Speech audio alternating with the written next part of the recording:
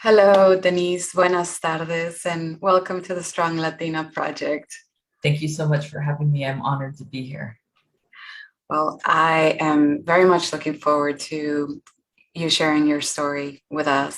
And again, the Strong Latina Project is focused on bringing the voices of strong Latinas and amplifying them and sharing your stories and your strengths with the community. So thank you for being here.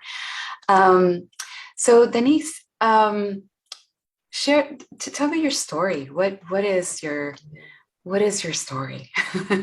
Yeah, it's funny when I get asked this question, I'm always thinking, where do I begin? Because it's so many moments in my life have been so transformative to who I am today.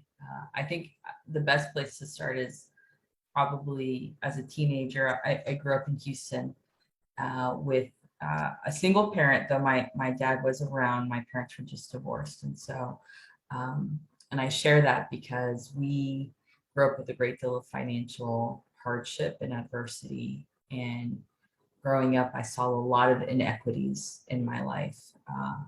Watched my mom process through eviction proceedings. My dad struggle with different elements of anger issues and drug use. And a lot of that opened up in my life experiences of trauma, experiences of obstacle and hardship, but also having to be almost an advocate for my parents as a way to help them find stability. Helping my mom navigate courtrooms, helping my dad translate documents that he was receiving, him being an immigrant and a predominant Spanish speaker. And all of that really shaped a lot of my life to want to give my family a better life. So at a very young age, I could see that life could be different. And so that led me to a path of wanting to be the first in my family to go to college, which I eventually did. And then I became the first lawyer in my family. And a lot of the reason I followed my path to become a lawyer was because I saw so much of the inequities in the legal system as a young child, watching my parents navigate those spaces. And so as I've been a lawyer, practicing lawyer for almost 9 years now, and I like to identify myself as a lawyer and social entrepreneur. And I share that because along my path, I realized that I was really good at creating space for uplifting other people who are interested in doing social impact work. So I was doing a lot of volunteering, and I was serving on a lot of nonprofit boards. And in doing that, I was meeting people who were interested in starting nonprofits. So my wife and I launched a business to help people launch nonprofits, launch social impact businesses, and also put on events that inspired change. So I share all of this because I feel like every aspect of my life, I've entered into a new element of social impact. Mhm. And my current element is, I just ran for office, and I'm now the judge elect for a new courtroom, serving as the first. Congratulations. Thank you. Serving as the first openly gay Latina in this role. And it's really an exciting time, but it's also an amazing time for reflection. So that's just a little bit about my Yeah. story. Yes, no, absolutely. So I hear you talk from the very beginning about the connection between this deep love for your parents and helping them. So can you tell me a little bit more about your experience of that connection in helping your mom navigate through the system, helping your dad navigate through the system as well? Yeah. Yeah, I mean, both of my parents are really hardworking individuals. My dad is an immigrant. He's originally from Tamaulipas, Mexico. And even, I struggle with using the term immigrant because really we're indigenous to this land, to the United States, to Texas. And so, but I use that term because it's most commonly used. But my parents both dropped out of school at a very young age, but they're probably the smartest people I know, and that's because they're very hardworking. They have a lot of street knowledge, and they've learned how to navigate systems to survive. Right? They with the least amount of financial stability. They have figured out ways to support me, my siblings, and found a way to just thrive. And to me, that is the resourcefulness of my family has really been something I admired at a very young age. And, I never really realized that we were poor until I went to school and I was meeting people from other families and recognizing the things that other people had and that I didn't have. But one thing that I was always very fond of is that we were very rich in family support and love.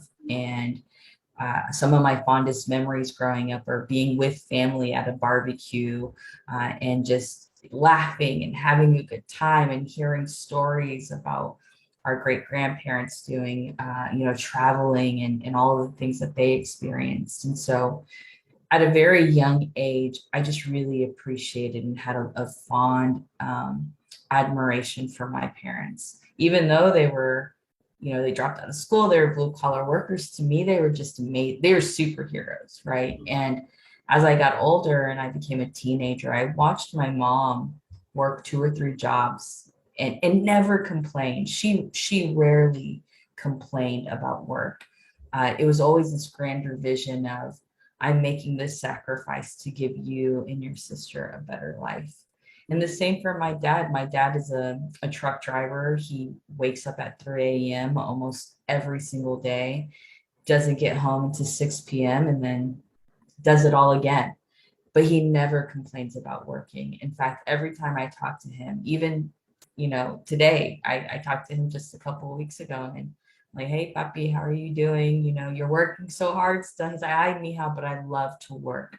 What a great opportunity to work. And so I've just seen my parents have such resilience and perseverance that I am just in uh, constantly inspired by them and the things Yes. that they do. And I feel like that's something that continues to move me and motivate me today. Well, I hear a lot of things in your reflections and witnessing your parents' hard work. From some of your core strengths, you have gratitude Yeah. as one of your signature strengths, and really being aware and thankful for the good things. But also, hope is one of your top strengths. Yeah. And I hear you say, I didn't know I was poor until I went to school. And yet then it sounds like you became aware of circumstances, but you were like, I'm going to be the first one in my family to go to school. I'm going to be the first lawyer in my family. I'm going to be the first judge in this area. So you're a trailblazer, and I hear a lot of that hope and gratitude intermingled in Yeah. your quest. How does that feel? Does that resonate? Yeah, absolutely. I would say that I'm very much centered in my life and grounded in my life in gratitude and hope. I have a very positive, optimistic outlook on life, and I often reflect, where did that come from? And I think a great deal of it comes from my parents. Though have faced so much adversity, have always been very positive individuals, even in some of the hardest times in our lives. I remember like lights being cut off because we were in such a bad financial situation, but somehow my mom would just have such a positive outlook that it would make me and my sister feel like it was all okay, right? Like it was going to work out.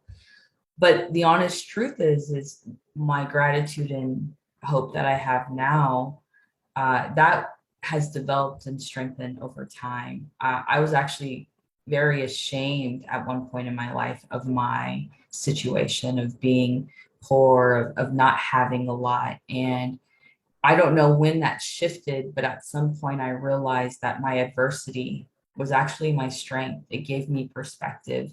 It allowed me to develop solutions and to connect with people who needed the most help. And I was able to create an impact that way. But it took time to feel very comfortable in that identity and that experience. I can't think of a specific moment where the light switched, right? Where I The realized inflection how. point. Right. But I think there were just multiple moments in my life where I just learned that my identity, my experience was necessary to create the change that I wanted to see in the world. Mhm. Yeah. Well, I want to highlight another of your signature strengths, which is perspective.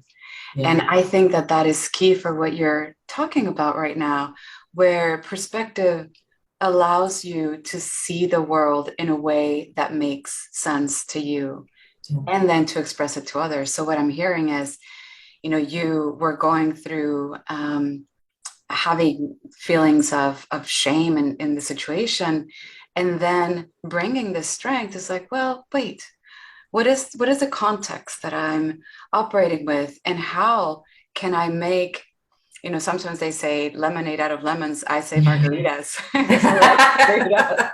I like that one. But you brought in that strength and saying, how am I able to use this adversity to help propel myself and then also help propel others, which it sounds Yes. like it's a big core of your life's work. You start a nonprofit with your wife, helping other people start nonprofits. Tell me a little bit about that. Yeah, so it was 2017 when we established our organization, Hustle for the Cause, which is it's structured as a social impact business, and it came out of a lot of fear. Specifically, the election happened with Donald Trump in 2016, and there's a lot of rhetoric in that campaign that put down communities of color, that put down LGBTQ communities. And I remember watching that election with my wife, and we were sitting down, and I just started crying. I felt really scared of where our community was going. And I felt really scared for us as women of color. We're both women of color. I mean, we're both LGBTQ women of color. And I just felt fearful for people like us in our communities. And so I think it was maybe a couple of weeks after the election, almost right before 2017. And I said, we need to do something. We can't just sit stagnant. We have to create safe space for other people like us to feel seen and supported. And so originally we created Hustle for the Cause as a way to create events that were safe cultural space of celebration. And the very first event that we put on was a 90s hip hop event to raise awareness about a local nonprofit focused on uplifting Black women. And so we were putting on this event. It was a great turnout. And it was really beautiful. And at that event that we had our first fundraising event, we met a bunch of people who were interested in working with us because they were wanting to start a nonprofit. And as a lawyer, I have a lot of skill set. Actually, a lot of the classes that I took in law school were around nonprofit formation. And so it was a expertise that I had. I didn't foresee that that was the direction that we would go, but it naturally went in that direction after that. I started meeting with people who wanted to start a nonprofit, who wanted to start a business with a social impact. And I just began providing advice on this at the same time, helping them build out sustainable business plans for growth, right? Launching an idea is amazing, but how do we make it sustainable so we continue to make an impact? And that eventually led us to launch a festival called Chingona Fest, which is our main annual festival. Which I And love. I've been to thank, many thank you. times. You also And you have a beer, right? If I remember correctly. yes, there's a beer called Chingona beer. We partner with a local brewery to do that as a seasonal beer to help fundraise for our grants. And so I love it. we slowly just started following where the energy took us, right? Mhm. As Hustle for the Cause continued to grow, we were being pulled and meeting with so many different people, and the energy was pulling us into all these spaces, and just seeing the need for this kind of grassroots development for Mhm. social impact initiatives. And I felt really called to that, and that space brought me into talking about diversity, equity, and inclusion in the philanthropic space. And it has really shaped my leadership shaped a lot of how I want to navigate in the community, but also being really intentional with how we uplift each other. There's a way to do that in a way that's not authentic, and then there's a way to do that that is authentic, that's truly community building. And if it weren't for launching Hustle for the Cause, I don't know how my leadership would have developed out, but I think it developed out exactly how it needed to in order to really cultivate true safe space. Yeah, well, let me highlight some things that you did when you launched Hustle for the Cause. And I'm going to keep on coming back to your strengths. And one of them is leadership. And leadership is really having that ability to rally people towards a common goal and support them in a positive way. Um, how did you see your leadership strength evolve as you were learning this, this new space, this new organization? Yeah. Can you share a little bit about that? Yeah, I don't know when I identified that I was a quote unquote leader or an authority in spaces. Actually, I can think of one moment where I was told that I was a leader, and it was because I grew up with such adversity. I was a little bit of a bad kid. I did have some behavioral issues where I was acting out in school, and I remember this teacher sat me down and said, Denise, students really pay attention to what you're doing. Uh, and you could use that for good or you could use that for bad. And I remember that sticking with me. So, I'm almost 35, and that memory sticks with me. And I think the reason it was so eye-opening for me is because it was almost reality shattering, because I had never identified myself as a leader before. Before that, most teachers identified me as a troubled, bad kid, and Troublemaker. a troublemaker, right? And they talked to me like that, right? And I went to a school that was the majority of my teachers did not look like me or understand my experience. And so I think that I was definitely marginalized. And so I never even envisioned myself in a leadership role before that. And then that teacher said that, and it really changed how I wanted to create or influence my friends, right? Or how I wanted to create change in school.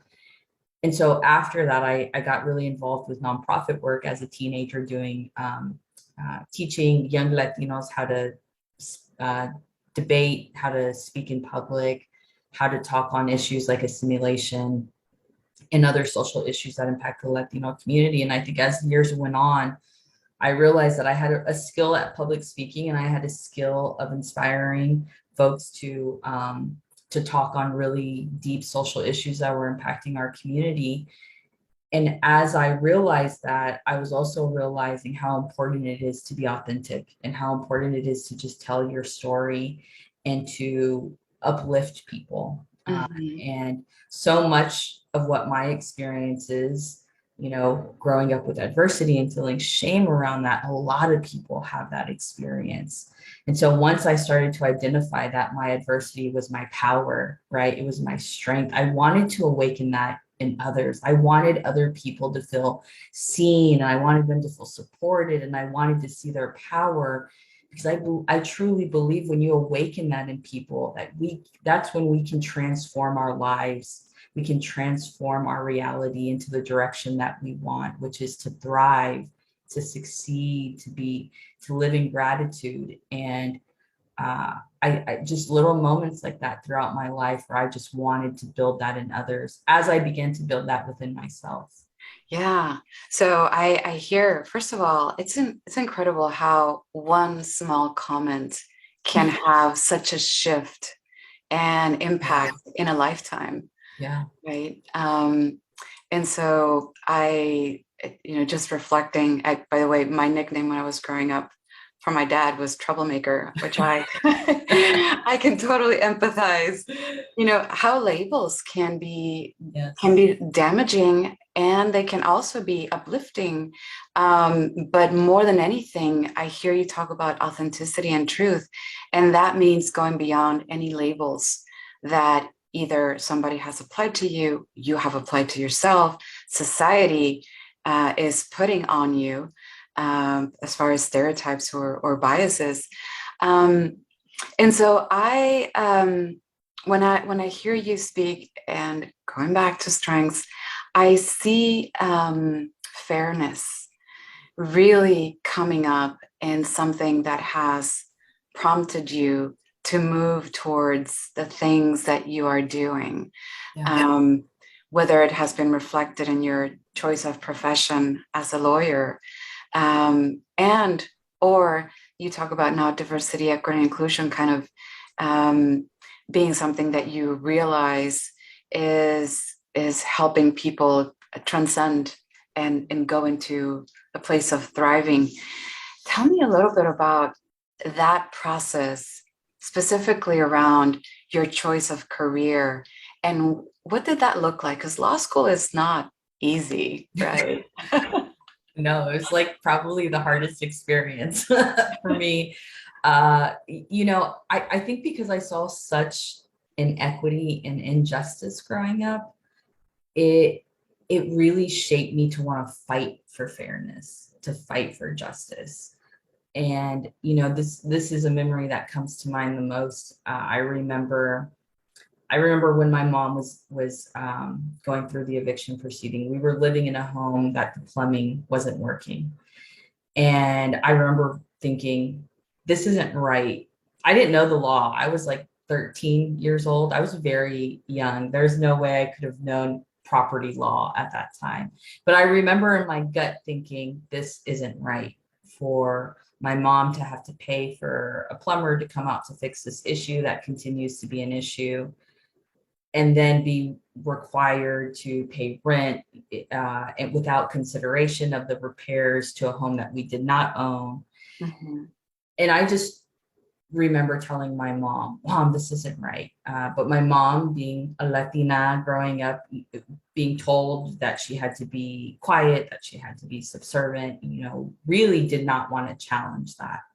And so I took it upon myself to go research property law. And I think, I don't remember the exact steps I took, but essentially I did research on eviction, repairs, plumbing. And then I ended up learning at the age of 13, I ended up learning that there are laws in place to protect renters That's amazing. from this exact issue, where you have a repair that is the responsibility of a landlord, that you should have the right to be able to reduce that from your rent, because it can create inequities. Of course. And that memory, that moment and that experience shaped so much of my thought on advocacy and how important it is to advocate for justice and for fairness. Because if you don't advocate, systems in place will take advantage of those who are most marginalized. It will take advantage of people who are low income and people of color, LGBTQ communities. I've seen it. We've seen it throughout history, time and time again.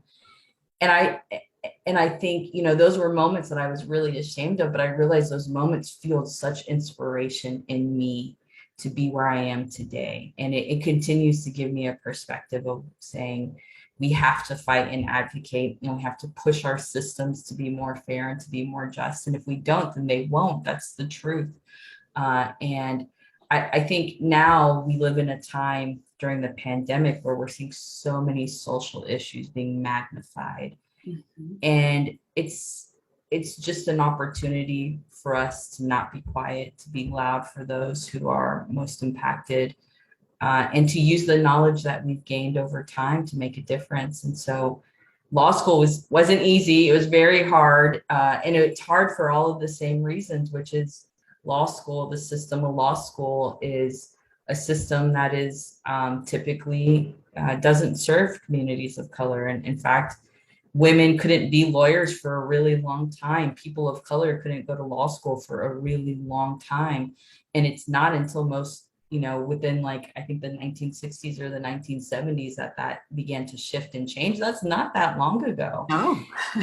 And so because of that, the system of law school can feel really oppressive. It can feel like you're out of place.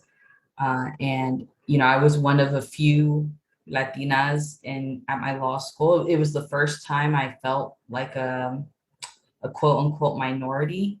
I grew up in Houston, right, which is very diverse. I went to undergrad in San Antonio, very diverse. I went to law school in Lubbock, Texas, and I Not was as diverse. not as diverse. And then on top of that, in law school, the lack of diversity was shocking. It was mind bending. I felt so out of place. It was probably one of the first spaces where I was called racial slurs by other students. It was a difficult time, but that difficulty shaped me to just let me know, like, I'm meant to be here because of these interactions. Right. Well, I want to go back and reflect a little bit, because what you're talking about, your mom, you know, being in a place where she might have felt that speaking loudly to the landlord, or to whoever it was that it was in power that could make a decision on y'all's lives, whether you could live there or you could not live there. And I had that experience as well growing up. I came to the US when I was 21, and I was an immigrant, on different kinds of visas for the majority of the time that I've been here. And so the mentality is you stay quiet, you don't make ripples or waves, you make sure that you keep the ability to stay and enjoy, and I say enjoy, and enjoy the opportunity to work hard. That is basically it. But what I'm hearing you say, Denise, is you took it upon yourself to learn the law. You realized that there were these systems that you could learn about and operate within and find justice. And once you got to law school and you were in that space where you might have been one of a very few that looked like you and act like you brought up another one of your strengths, which is courage. Having the courage to stay there, having the courage to persevere, to continue. I cannot imagine it was easy, experiencing any, you said, being called racial slurs or anything else that comes along with being one of very few in an environment where there's a lot of stereotypes and a lot of biases. Can you recall kind of moments where you had to use your courage to just keep on moving forward within that context of your studies?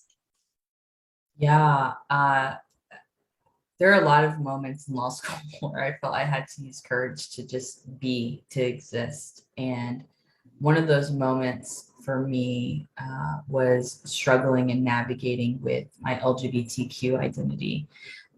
In law school, I had not come out.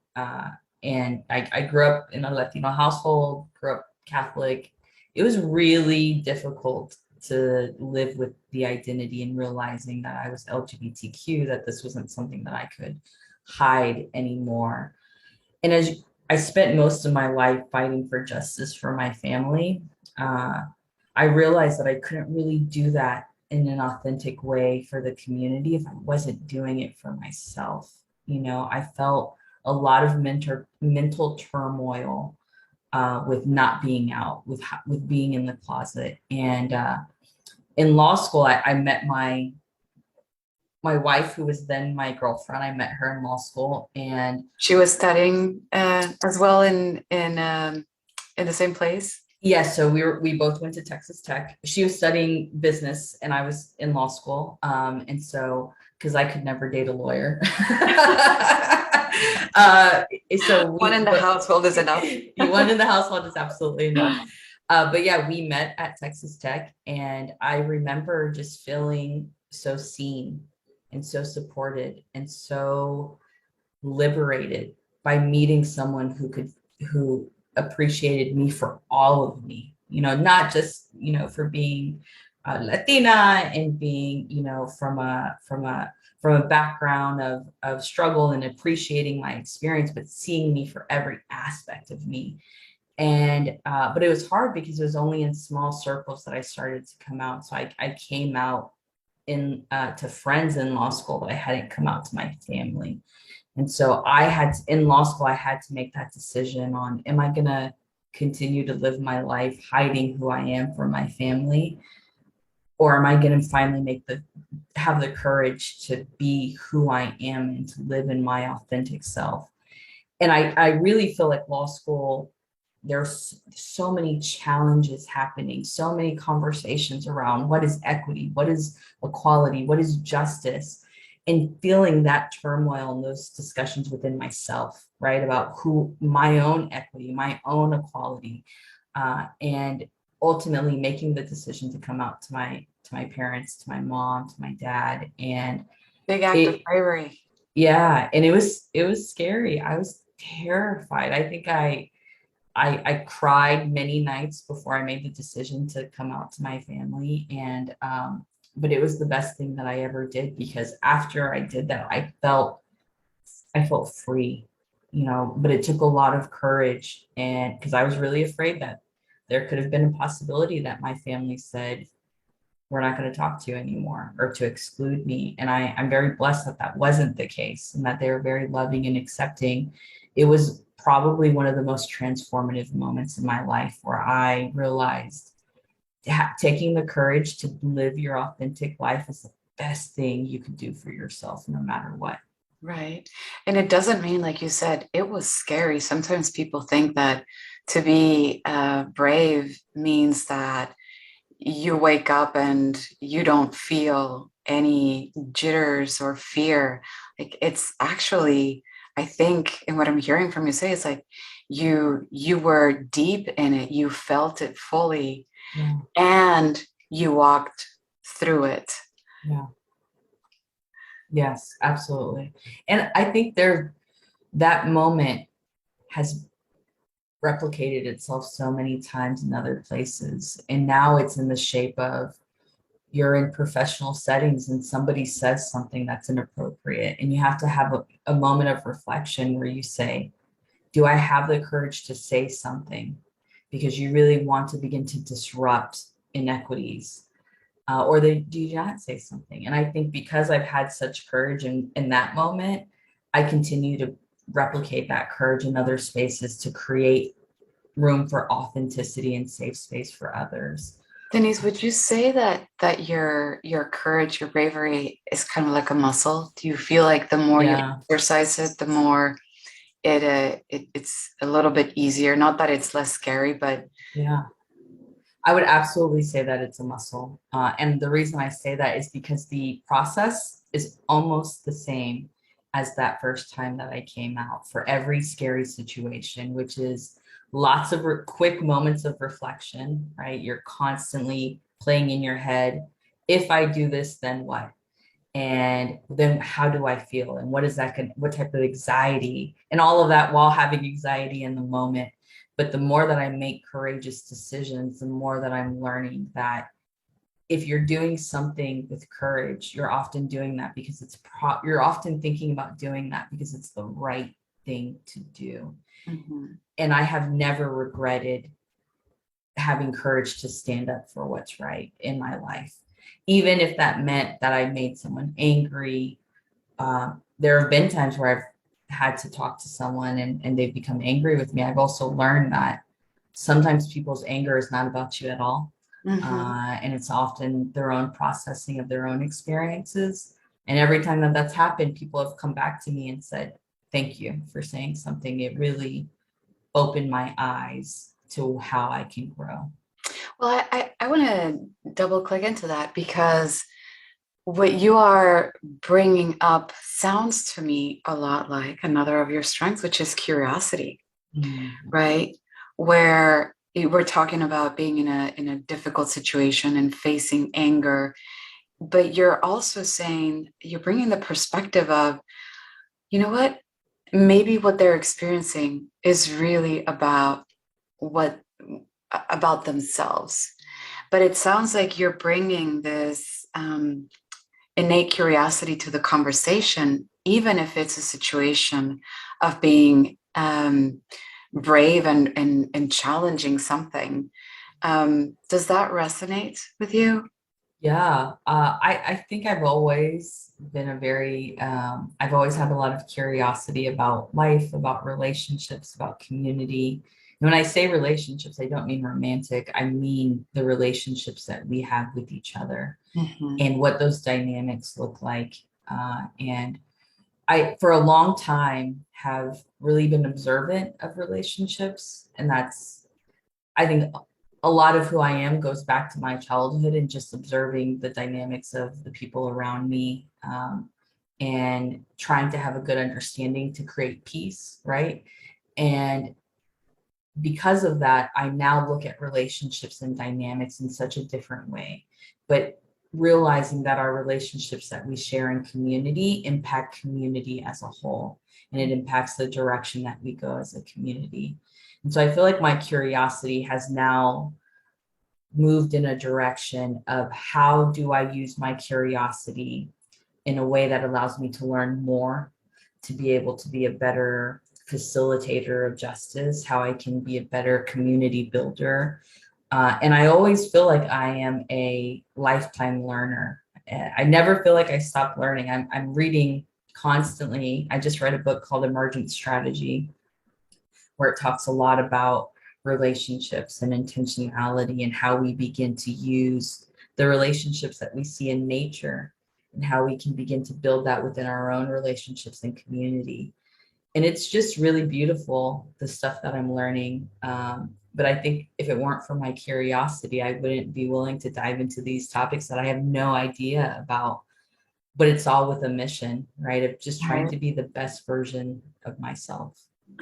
Well, I look at kind of taking a step back and put in a blender all some of the different things that we've touched on, and it's such a beautiful mix where you bring in first love. That's kind of like your foundation. Love for those that are close to you. You're building and valuing these close relationships, but then you have this kind of something powering you, which is the seeking out fairness and justice. Um, but then you've peppered it with hope. Like, yes, things might not be great right now, and there's things that we need to change, but you know that it can change. And then you have this deep curiosity, like, well, how? How is what I am doing in relationship to this other person affect the broader whole? So all of this sort of like comes into this amazing blender of Denise, and it's just so beautiful to see. And you can't do that without your deep bravery. Um, and so I want to explore an aspect that you talked about, your lifelong desire to learn. And I think that comes also with an appreciation of beauty and excellence, right? Because you're constantly learning, and within the framework of the law, which is your space, like you are looking for excellence in that justice that you want to bring forth. But I want to bring the appreciation of beauty to your relationship.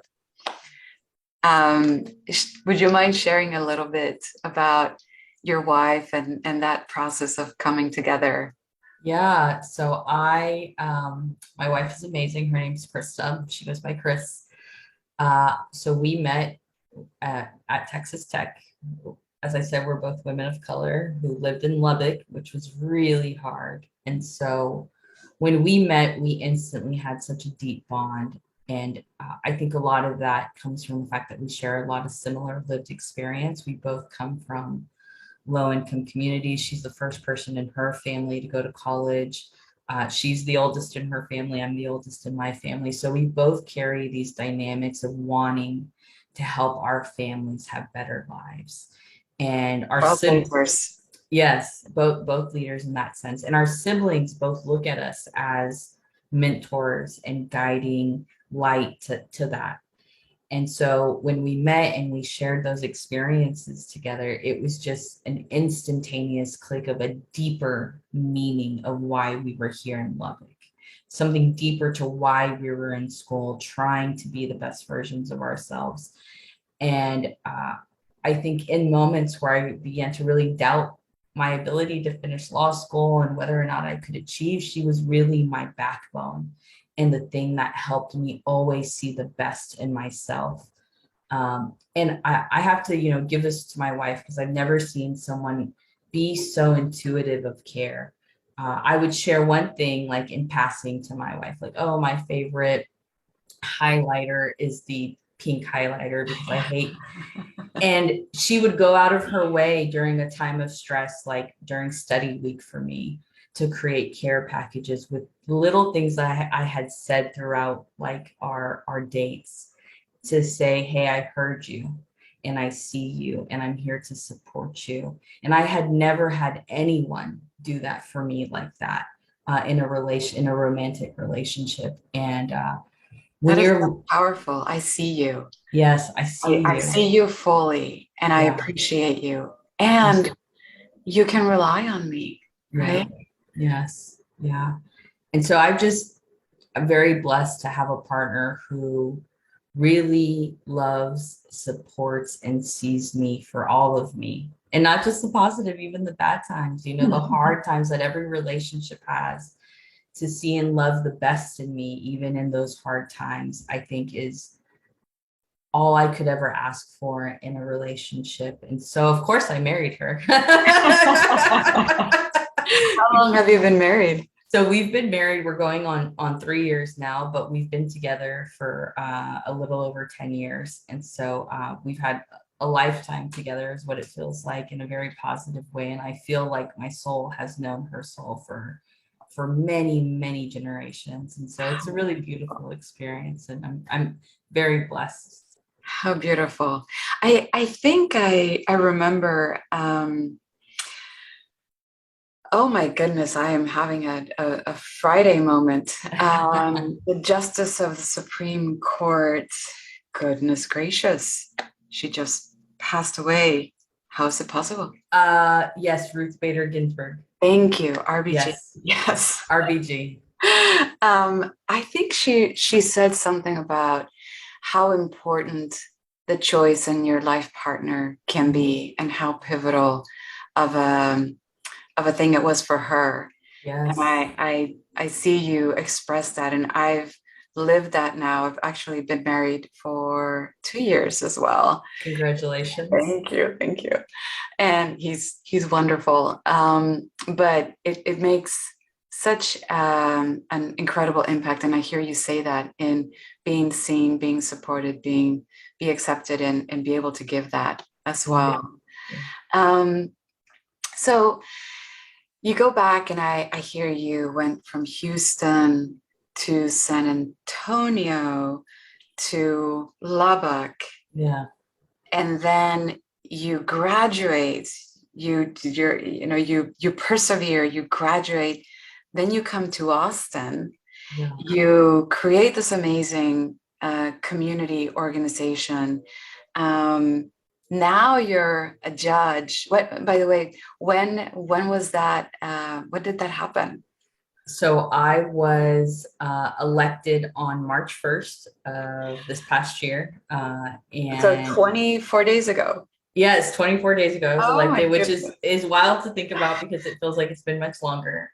But I don't officially take office until January of 2023. And so it is because that was a primary election. So I won the primary. There's still a general election in November, but I don't have an opponent. So it's a guaranteed slot after winning the primary. And so it's an exciting time. I'm spending this time, the next 9 months before I get sworn into judge, meeting with other judges, current judges, and learning about their experiences, and using my curiosity to say, if you could share advice to a new judge you wish you would have received, what advice would that be? And that has been such a rewarding experience, just meeting with current judges and hearing their insight and everything that they've learned. It is really beautiful. Actually, I should be recording it because it is just such a beautiful storytelling and sharing of experiences. Yeah, the wisdom. You can't underestimate the wisdom of experience. Yes. So tell me a little bit. You're going to be tell me about the judge position, and what excites you the most about it? Yeah, so this I'm going to be the judge of County Court at Law number 6. It's a criminal court, a criminal misdemeanor court, and I've made history, as I mentioned. I'm the first openly gay Latina to serve on a criminal misdemeanor court in Travis County. I'm going to be one of the youngest judges in Texas, so that's also really exciting. I think the most exciting thing, the thing I'm most excited about for taking this role, is this court runs a youth diversion program called Project Engage. And the goal of that program is to help transform the lives of young people who have found themselves in the justice system. And I feel so called to that work. It's my life experience. It's the life experience of a lot of people in my family. And I've dedicated a great deal of my community work to helping young people who have found themselves in bad situations to help transform that. And so I am honored to be able to bring my community experience, my life experience, with my legal experience all into one setting as a judge, to really help make a difference. That's incredible. And with your strengths of fairness and hope and gratitude and bravery and leadership, it's I can only imagine the incredible impact you're going to have on the lives of all the people that come through the court. So we're looking into the future, and I know this is a question that I don't think I've asked before, but I'm really, really curious. Denise, what would you tell the 13-year-old Denise that was researching the housing laws within the context of where you were and where your family was and where you stood, knowing everything that you know and everything that you've experienced?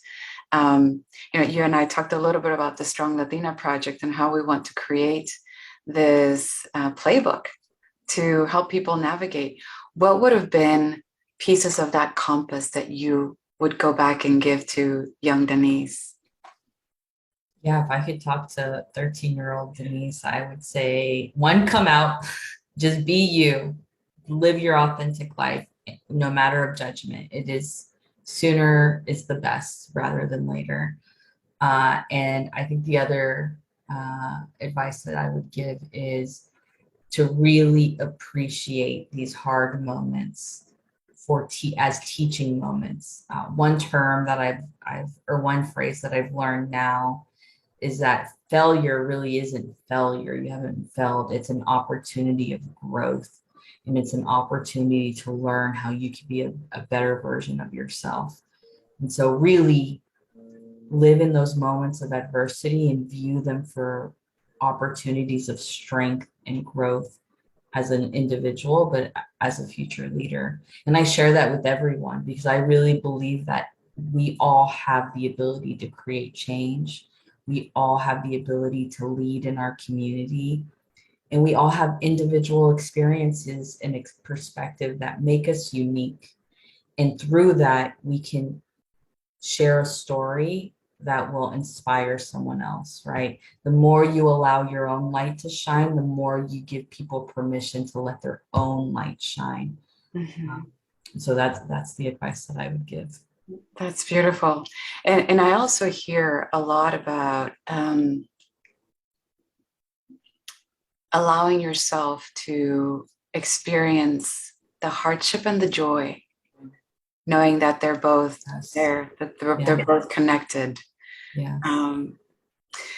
Well, I really deeply appreciate this conversation, Denise. I am so grateful to have had the opportunity to have this conversation, and I am wishing you absolutely the best in your continuing journey. You have decades and decades and decades ahead of you of impact, and I am so grateful that you're a part of our community. Thank you, Venus. Thank you so much. And thank you for doing the work that you do with the Strong Latina Project. I am really excited to help uplift that work. Appreciate it. I